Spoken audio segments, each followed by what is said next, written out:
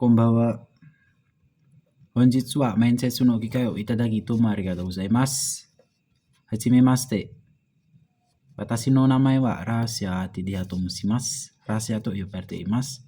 今年は18歳です。家族は3人います。父と母と私です。趣味はジョギングをすることです。一生懸命頑張りたいと思いますので、どうぞよろしくお願いいたします。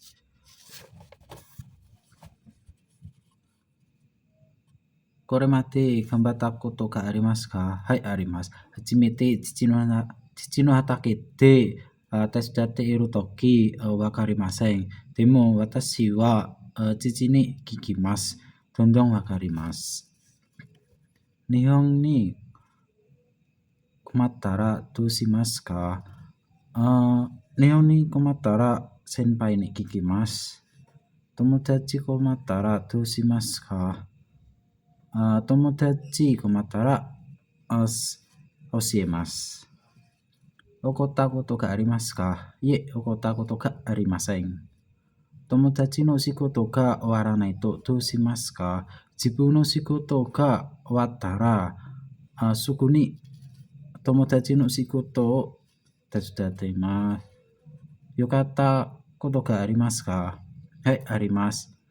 私は GFT の試験が1回だけ合格します。だからよかったことです。自分のことをどんな人と思いますか？自分から丁寧な人と思います。住んでいるところのおすすめ場所がありますか？はい、あります。バヤナンがおすすめです。どんなところですか？バヤナンはいろいろな観光地があって、あそこに温泉もあります。日本に来てやってみたいことがありますか？はい、あります。私の日本語のレベルはアップさせたくて、日本人の発音ももともと勉強したいです。日本で仕事が間違ったらどうする？すぐに直して、先輩と社長様に謝ります。収穫したものは何キロにありますか？200キロがあります。お金はいくらをもらいましたか？2万くらいもらいます。一つ袋は何キロですか？一つ袋は10キロくらいです。寂しくなるとき、どうしますか？日本で寂しくなるとき、両親に連絡して公園を散歩します。血液型は何型ですか？オプラス型です。外国人と仲良くできますか？はい、できます。日本の米を食べたことがありますか？インドネシアで食べたことがありません。ソラ県で一番有名なのかは何ですか？